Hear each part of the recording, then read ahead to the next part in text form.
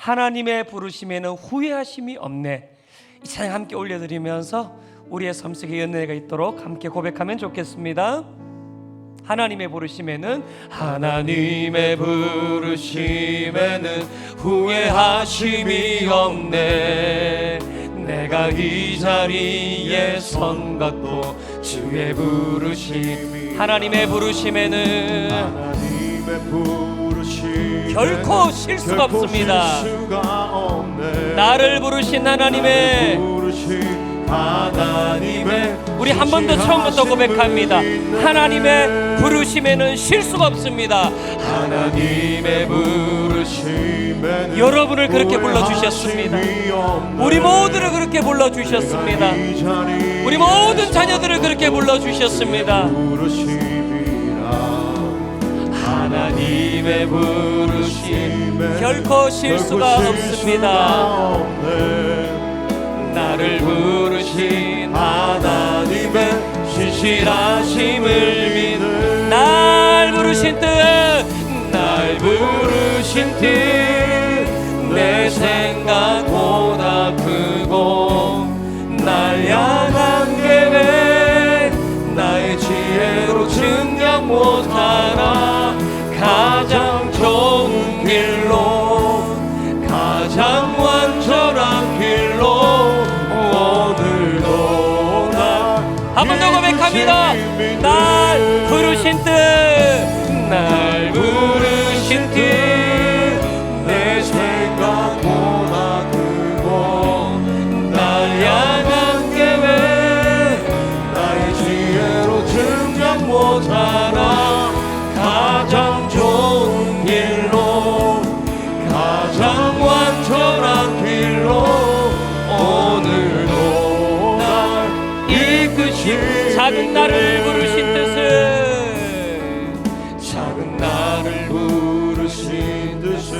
나는 알 수 없지만 오직 감사와 순종으로 주의 길을 가겠습니다. 때론 내가 연약해져도 주님 날 도우시니 주의 놀라운 그 계획을 나는 믿으며 살리 날 부르신 뜻 내 생각보다 크고 날 향한 계획 나의 지혜로 증명 못하나 가장 좋은 길로 가장 완전한 길로 오늘도 날 이끄신 날 부르신 뜻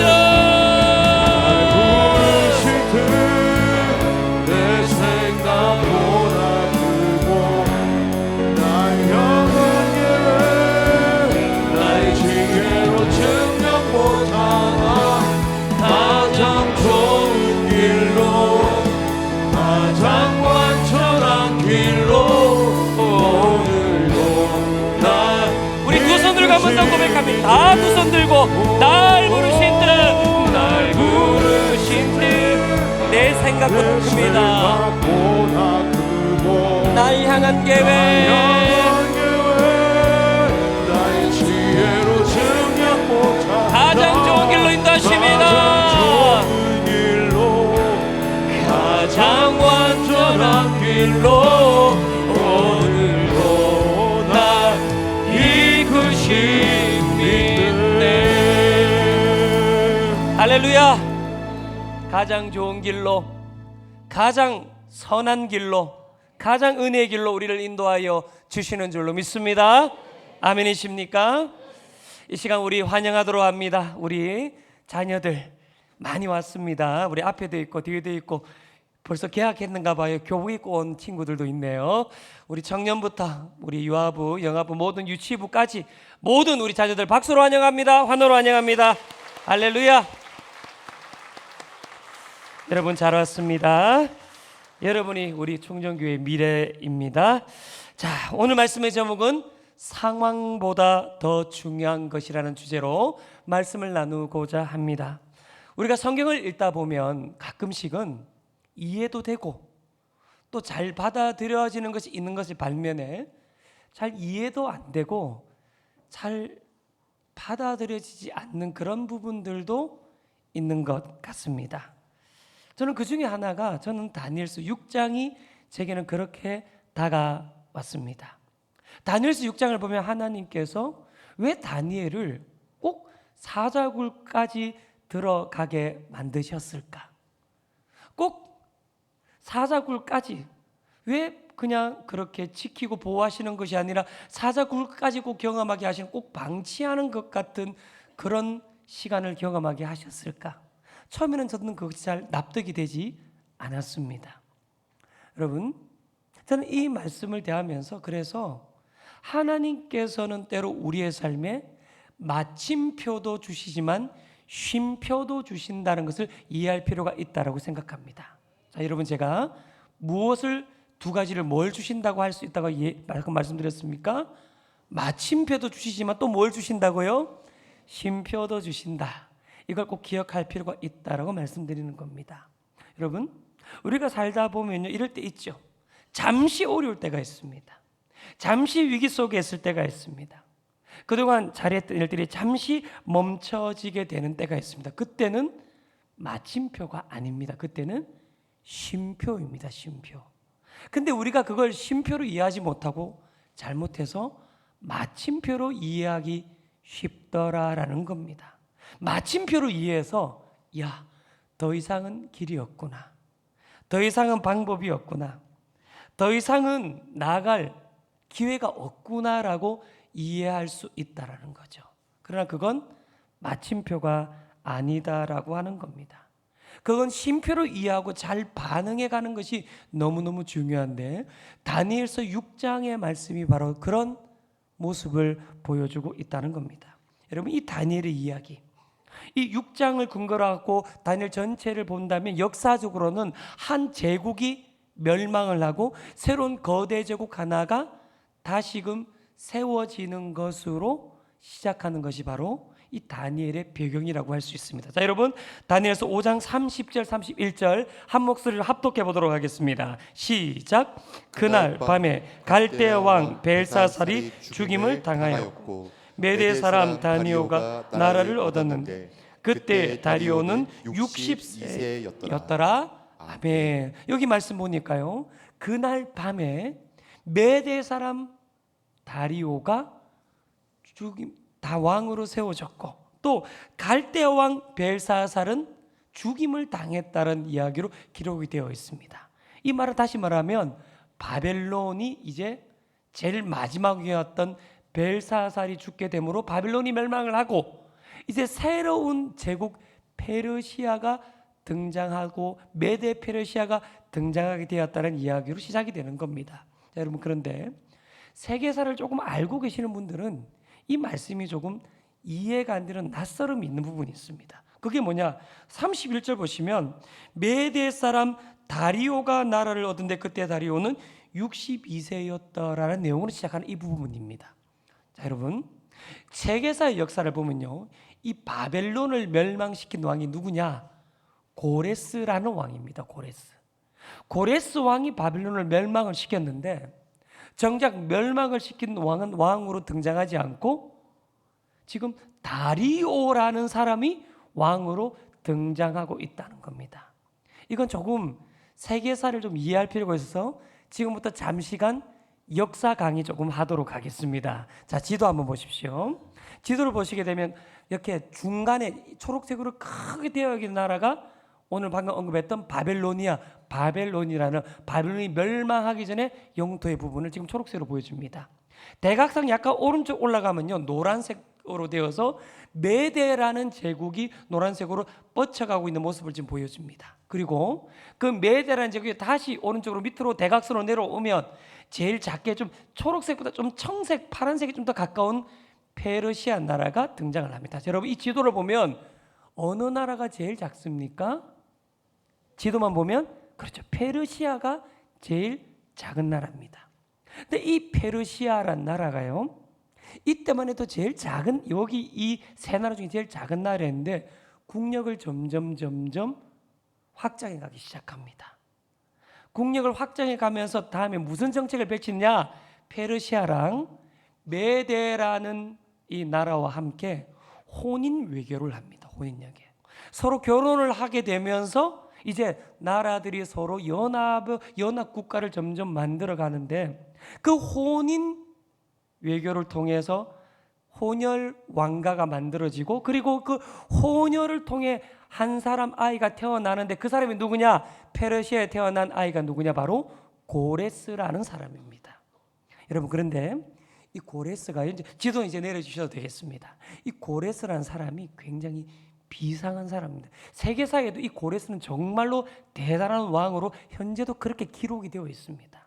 이 고레스가 왕이 되어서요, 이 페르시아를 정말로 국력을 강하게 만들어서 이전에는 훨씬 컸던 사돈지간이었던 이 메데 제국, 대각선 위에 있었던 그 노란색의 메데 제국을 정복을 합니다. 근데 이 사람이 머리가 비상해요. 정복은 하는데 메데 제국을 완전히 멸망은 시키지 않습니다. 존치를 시킵니다. 이유가 있습니다.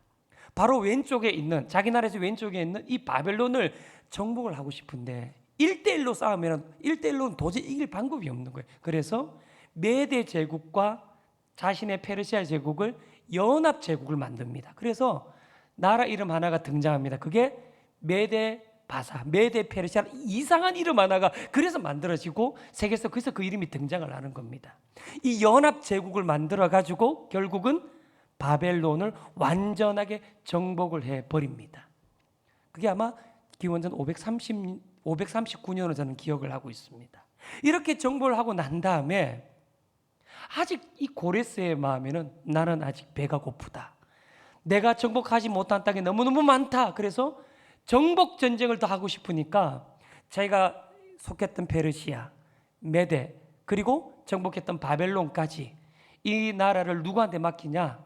거의 한 3,000뻘쯤 되는 다리오 왕에게 맡겨놓고 자기는 바로 즉시로 정복 전쟁을 떠나버립니다. 그래서 역사의 무대에 다리오 왕이라는 사람이 등장을 하게 된 겁니다. 이 다리오 왕은 그래서 한 2년 정도밖에 통치를 못해서 그래서 실제로 성경에도 기록이 매우 적고요. 세계사에도 이 다리오의 기록은 그렇게 많이 등장을 하지 않습니다.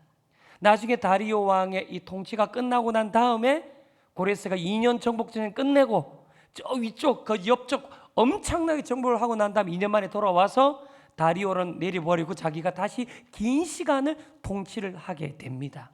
이게 세계사의 시간입니다. 제가 긴 시간 동안 일어난 일을 요 짧은 시간 설명드렸는데 이해가 되십니까? 예, 이해 안 되셨더라도 아무 상관없습니다. 그건 중요한 게 전혀 아닙니다. 제가 왜 이 설명을 했냐, 그 이유가 있어요. 그게 더 중요합니다. 자, 여러분, 이렇게 격동기의 역사가 지금 지나가는 겁니다. 나라도 바뀌고요, 왕도 다니엘 때는 무려 다니엘이 모신 왕이 무려 4왕입니다. 4왕. 느부갓네살부터 마지막 고레스까지 4왕이 그를 앞에 지나간 겁니다. 느부갓네살, 우리 제가 언젠가 보니까 유머에 그렇게 하더라고요. 문제 낼 때 제일 어린 왕이 누구냐? 느부갓네살. 예, 왜 그렇겠습니까? 예, 4살이라고 그렇게 이런 유머 아내가 하지 말라고 했는데 갑자기 기억이 났네요. 어찌 되었든 이 느부갓네살부터 마지막 고레스까지 이 역사의 격동기에 그가 서 있었다는 거예요. 여러분, 이것이 우리에게 주는 아주 큰 영적 교훈이 있습니다. 그리고 우리가 많은 경우 적응이 되어 있고 안정이 되어 있으면 그때 능력을 좀 발휘합니다. 열매를 좀 나타냅니다. 은사를 좀 잘 활용하고 달란트를 드러내기가 좀 쉽습니다. 그런데 적응이 안 되고 안정이 안 되고 계속해서 환경이 바뀌면요, 능력이 어느 정도 감소되기 시작합니다. 내 달란트가 발휘되지가 않습니다. 전혀 너의 장점이 잘 드러나지가 않게 되는 때가 얼마나 많습니까? 그런데 다니엘은 그렇지 않았다는 거예요. 왜 그럴까? 말씀을 어떻게 한번 좀 살펴가 보면 좋겠습니다. 여러분, 6장 2절의 말씀 같이 한번 합독합니다. 시작. 또 그들을 위해 총리 셋을 두었으니 다니엘이 그 중에 하나이라. 이는 고관들로 총리에게 자기의 직무를 보고하게 하며 왕에게 손해가 없게 하려 함이었더라. 아멘. 자, 120도에 넘치는 이 거대한 제국을 총리 셋을 두고 다스리게 했다는 것이 오늘 본문에 등장합니다. 근데 우리가 알고 있는 것이 뭐냐? 다니엘은 이 총리 셋 중에도 달랐다는 거죠. 그게 3절에 있습니다. 3절에 보면 이렇습니다. 다니엘은 마음이 민첩하여 총리들과 고관들 위에 뛰어남으로 왕이 그를 세워 전국을 다스리게 하고자 한지라. 그는 전국 120도를 전체를 다스리는 총리들 중에도 수장의 역할을 감당했던 사람이 다니엘이었다라고 지금 이렇게 되어 있는 겁니다. 자, 그런데 이 왕이 이 다니엘이 이토록 뛰어났다고 여겨진 이유가 뭐냐? 우리 3절에 보면 다니엘은 마음이 어떻게 했다고요? 마음이 민첩했다라고 되어 있습니다. 여기서 이 민첩하다는 첫 번째 뜻은 지혜롭다는 뜻입니다. 탁월하다는 뜻입니다. 이게 첫 번째 뜻입니다. 근데 그 뜻만 있는 건 아닙니다. 또 하나 뜻이 더 있습니다. 하나님의 영에 충만했다라는 뜻도 이 민첩함에 들어가 있는 겁니다. 다시 말하면 다니엘은 어떤 사람이었냐? 하나님의 영에 충만해서 하나님의 영에 충만한 사람으로서 지혜를 가지고 있던 사람, 탁월했던 사람이 바로 하나님의 사람 다니엘이었다는 겁니다.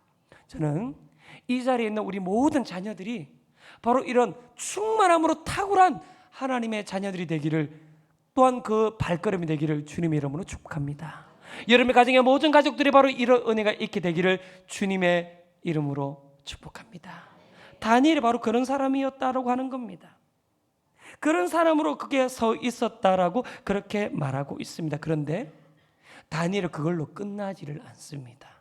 또 하나 다니엘의 특징을 말하는데 그것이 바로 다니엘서 6장 4절인데 이 말씀도 중요하기 때문에 한 번 더 합독합니다. 시작. 이에 총리들과 고관들이 국사에 대하여 다니엘을 고발할 근거를 찾고자 하였으나 아무 근거 아무 허물도 찾지 못하였으니 이는 그가 충성되어 아무 그릇됨도 없고 아무 허물도 없음이었더라. 아멘. 오늘 뭐라고 말합니까?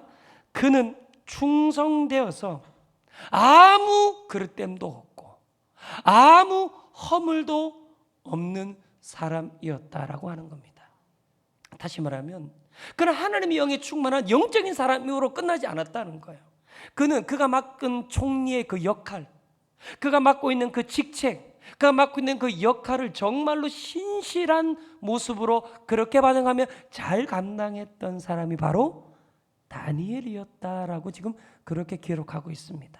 사실요, 여러분, 다니엘서를 쭉 보게 되면요, 다니엘서 6장을 끝으로 이제 이어지게 되는 나머지 다니엘의 긴 부분은 뭐냐면 다 예언에 대한 말씀입니다.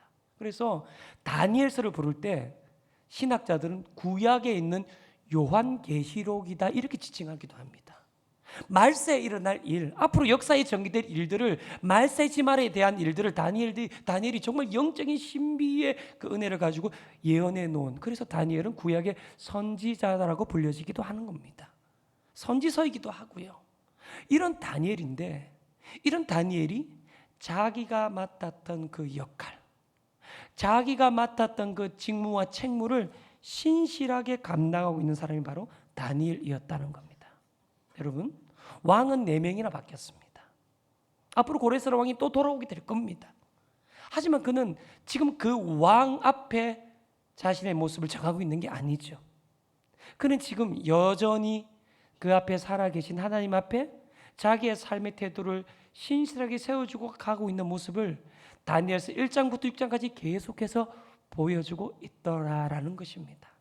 신약에 가면 이런 말씀을 어떻게 표현하느냐, 나중에 골로새서 3장 22절 보시면 이렇게 되어 33절 보시면 이렇게 되어 있습니다. 무슨 일을 하든지 마음을 다하여 어떻게 하두요?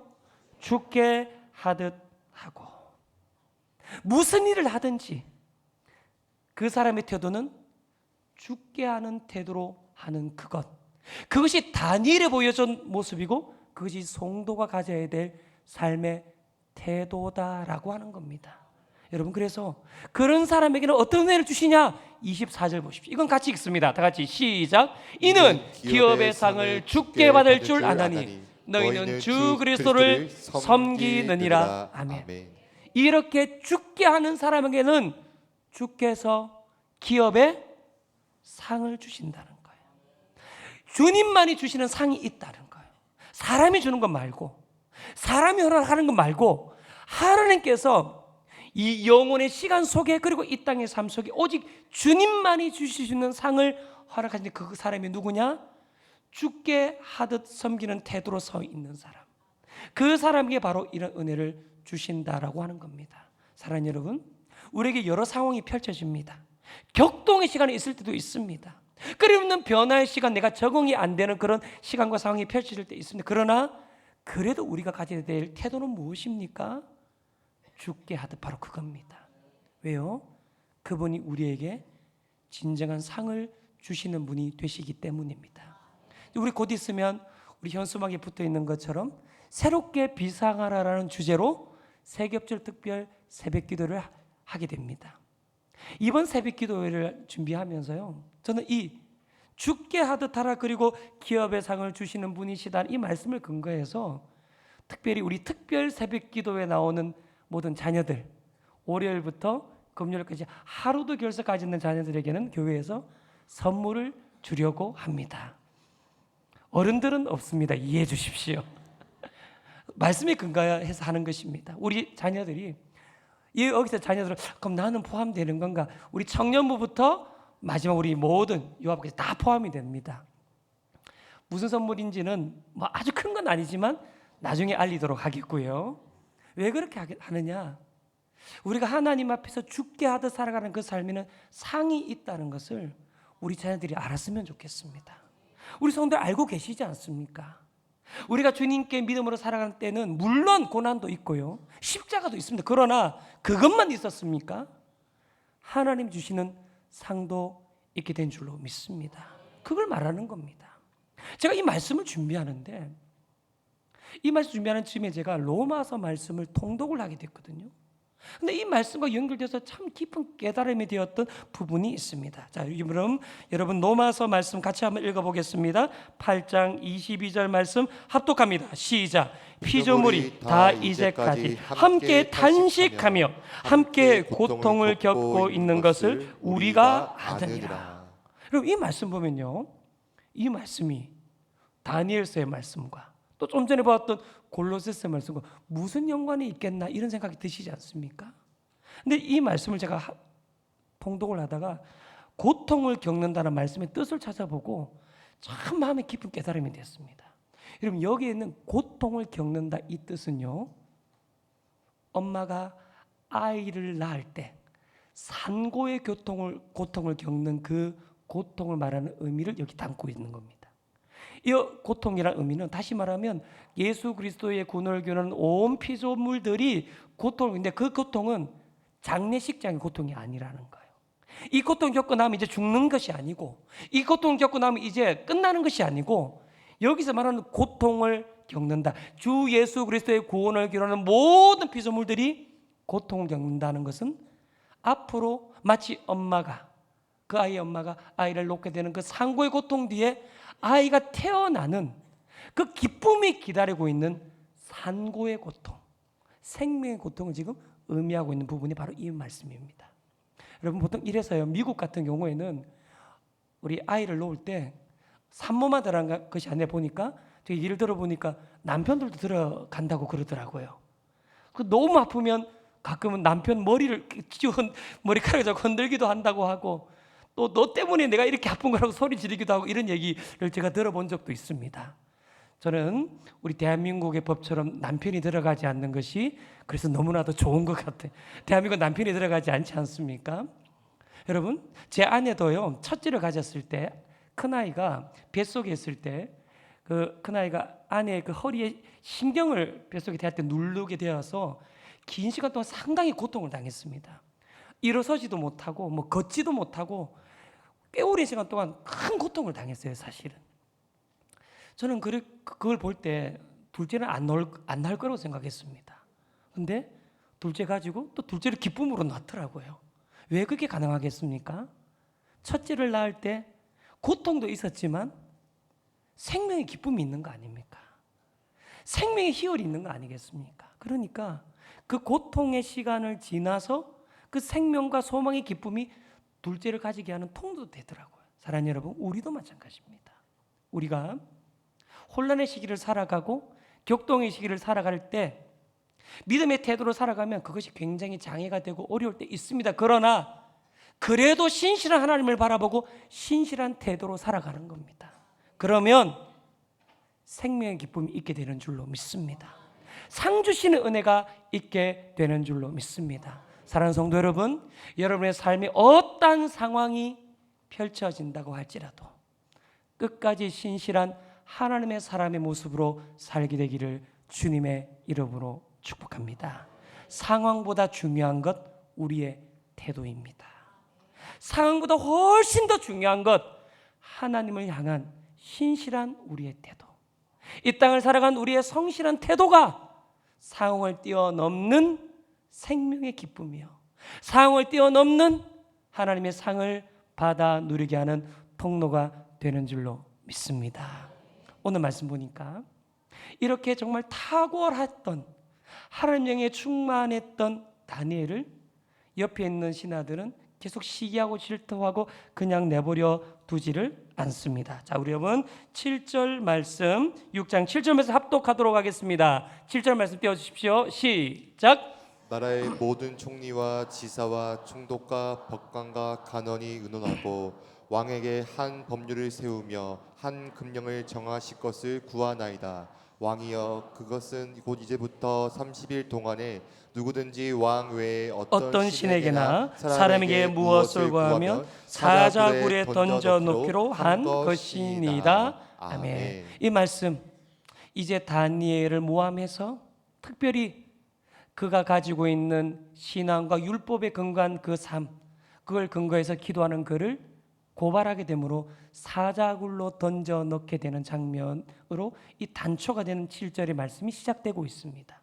여러분, 다니엘은 지금 우리가 알고 있는 것처럼 전혀 흔들림이 없습니다. 그러니 그들이 하는 것이 뭐냐? 한 법률을 세우고 한 금령을 세워서 그를 공격하려고 합니다. 법을 만든다는 거예요. 원칙을 만든다는 겁니다. 이건요, 나중에 다니엘 7장의 말씀에서 그가 예언적으로 앞으로 벌어질 일들에서 말을 하는데 7장 말씀 한번 띄워주시겠습니까? 7장 25절 이런 말씀이 있습니다. 보면 그가, 자, 앞에 보면 지극히 높으신 이의 성도를 괴롭게 할 것이다. 악한 사단의 역사를 말하는 겁니다. 근데 그 사단이 또 뭘 하느냐? 그가 또 때와 법을 고치고자 할 것이며, 사단이요, 이 땅에서 일하는 방법 중에 하나는 이 땅에 악한 법들을 만들어서 하나님의 백성들을 옥죄는 방법을 쓴다는 거예요. 여러분, 우리가 경험하는 거 아닙니까? 차별금지법, 우리가 자주 들어보지 않았습니까? 차별을 금지한다, 당연히 꼭 필요한 것이죠.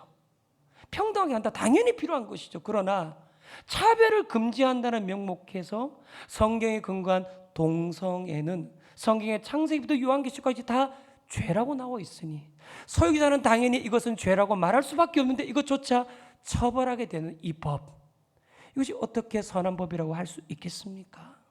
우리가 이런 시대를 살아가고 있다는 겁니다. 우리가 이런 때를 살아가고 있다는 거예요. 그런데 이런 때를 살아간 사람이 우리만 있는 것이 아니라 다니엘도 똑같다는 것입니다. 이런 시대를 그도 똑같이 살아가면서 그는 무엇에 반응하느냐? 이 모든 상황에 신실하신 하나님께 반응하고 있더라는 겁니다. 살아계신 하나님께 반응하고 있더라는 겁니다. 다니엘서 보십시오. 그는 하루 3번 기도했다는 말씀 너무나도 잘 알고 계시지 않습니까? 그는 기억하고 있는 겁니다. 역대하 7장에 있는 말씀처럼 너희가 죄에 빠져서 악한 길에 있을 때, 그래서 하나님의 심판을 받게 될 때 예루살렘을 향해서 자복하고 기도하면 내가 하늘에서 듣고 이 땅을 고쳐줄 것이다, 이 말씀을 기억하고 기도하는 사람이었다, 하나님께 반응하는 사람이었다라고 성경은 지금 증언하고 있는 것입니다. 그러니까요, 이 장면을 보고 있는 사람들이 있네요. 11절의 말씀입니다. 그 무리들이 모여서 다니엘이 자기 하나님 앞에 기도하며 간구하는 것을, 그다음에 뭐라고 되어 있습니까? 발견하고. 그 무리들이 누굽니까? 그를 고발했던 사람들입니다. 그 무리들이. 사실 성경에는 다니엘이 며칠을 기도했는지는 정확하게 나오지 않습니다. 정확한 건 하루 3번 기도했다는 거예요. 꽤 긴 시간 기도했겠죠. 하루 3번 창문을 열고 기도하니까 그다 기도하는 모습을 다 보이는 겁니다.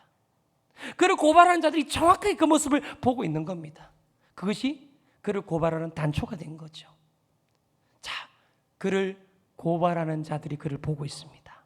제가 질문합니다. 다니엘의 기도하는 모습을 또 보고 계신 분이 있으셨습니다. 누구실까요? 예. 이 정도는 답은 안 됩니다, 여러분. 오늘 설교 못 마칩니다, 이러면. 자, 다니엘이 기도하고 있는 모습을 보고 계신 분이 또 계셨습니다. 누구실까요? 그렇죠. 그를 고발하는 자들만 그를 보고 있는 것이 결코 아닙니다. 하나님도 기도하는 다니엘을 쳐다보고 계셨다는 거예요. 바라보고 계셨다는 겁니다.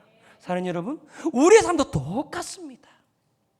내가 어떤 형편에 서 있든 세상만 나를 쳐다보는 것이 결코 아닙니다. 하나님도 나를 바라보고 계시는 줄로 믿습니다. 하나님 보고 계시는 겁니다. 그 앞에 우리가 반응하는 겁니다. 그 앞에 반응하고 나가는 것입니다. 그것이 성도의 삶의 반응이라는 거예요. 상황보다 더 중요한 것 우리의 반응인 것입니다. 여러분, 다니엘의 결론 우리가 알고 있지 않습니까? 왕이요, 다니엘의 안부가 궁금해서 그가 정말로 살아있는지 궁금해서 다니엘아, 살아계신 하나님이 너를 정말로 너를 구원하셨느냐, 살려주셨느냐 안부를 물어봅니다. 근데 다니엘의 답이 아주 걸작입니다. 자, 마지막 한 구절 말씀 더 읽어봅니다. 자, 21절 말씀. 이건 다 같이 한번 읽어봅니다. 다니엘이 21절 말씀 다 같이 시작. 다니엘이 왕에게 이르되 왕이여 원하건대 왕은 만수무강하옵소서. 자, 여러분, 왕이요 벌벌 떠는 마음으로 제일 신임하는 신 아닙니까? 지금 살았나 죽었나 왕은 지금 벌벌 떨고 있습니다. 근데 다니엘이 뭐라고 하느냐? 왕이여 만수무강하옵소서. 이거 영어 성경으로 뭐라, NIV에 뭐라 되어 있는지 아십니까? Good morning, sir 이렇게 되어 있습니다. 제가 만난 정말 영어에서는 그렇게 되어 있습니다. Good morning, sir 이게 시작입니다. 여러분, 멋이지 않습니까? 왕은 법을 떨고요. 지금 살았나 죽었나. 사자굴에 있는 사람은 Good morning, sir 이렇게 인사를 해요. 제가 영어 발음이 안 좋아서 참 그 느낌을 못 살리는데, 여러분 앞뒤 자로 오늘 밤이지만 그 다니엘의 담대함을 가지고 옆에 보시면서 굿모닝 한번 인사하겠습니다. 시작. 썰이라 또 다 하시네요. 여러분, 저는 이 모습이 너무 멋있게 보여요. 어떻게 사적으로서 굿모닝 인사가 나옵니까? 하나님 이렇게 만들어 주십니다. 죽었나 살았나 걱정하는 그 상황에서도 다른 사람 보고 나는 굿모닝이다. 지금 나는 지금 굿 이브닝이다 만들어 주시는 겁니다. 다니엘이 반응했던 것은 상황이 아닙니다. 다니엘이 반응했던 건 여전히 살아계신 하나님, 나를 살리셔도 감사하고 나를 죽이셔도 구원하실 그 하나님 앞에 그는 지금 반응하고 있으니 사자굴에서도 굿모닝 인사가 나오는 것 아니겠습니까? 이것이 우리의 삶이 되어야 하는 줄로 믿습니다. 성도에게 중요한 건, 상황보다 더 중요한 건 하나님을 향한 우리의 반응인 줄로 믿습니다. 성경의 이 말씀 아주 정확하게 보여주는 한 구절 말씀 마지막 살피고 마무리하도록 하겠습니다. 야고보서 5장 보면 고난당하는 성도를 향해서 야고보 사도가 뭐라고 말하느냐? 너희 중에 고난당하는 자가 있느냐? 그게 무엇입니까? 그는 기도할 거예요. 여러분, 복잡하게 말 안 합니다. 고난당하는 자가 있느냐? 방법을 알아보고 여러 가지로 찾아 이러면 안 합니다. 심플합니다. 성경은 어떨 때는 너무나도 심플하고 간단하게 말합니다. 고난을 당한 자가 있느냐? 그동안은 인생에 초점이 안 맞춰졌고 산만했고 하나님 앞에 초점이 없는 너의 삶, 이제는 초점을 맞추라는 거예요. 그리고 기도하라는 것입니다. 이게 답입니다. 여러분, 고난은 무엇입니까? 오라는 겁니다. 하나님께로 내게로 오라는 것입니다. 뭐 해야 되겠습니까? 기도하는 겁니다. 23절 하반절의 말씀 또 이렇게 되어 있습니다. 즐거워하는 자가 있냐? 넘겨주십시오. 뭐 하면 됩니까? 그거는 찬송하라는 겁니다. 간단합니다, 여러분. 좋은 일이 있느냐? 성공하느냐? 그때 하나님 잊기 쉬우니, 그때 하나님 놓치고 쉬우니, 그때는 하나님이 기억하라는 거예요. 찬송하라는 것입니다. 너의 영혼을 맑게 해주겠다는 겁니다. 찬송하는 중에 마음의 영혼이 맑아지는 것 아니겠습니까? 성경이요 간단하게 고난 당할 때는 기도하러 나가고 즐거울 때, 성공할 때, 잘 될 때는 주님을 찬송하는, 하나님을 잊지 않는 삶을 살아라. 반응하라는 것입니다. 사랑하는 여러분, 우리의 삶에 수많은 상황들이 펼쳐집니다.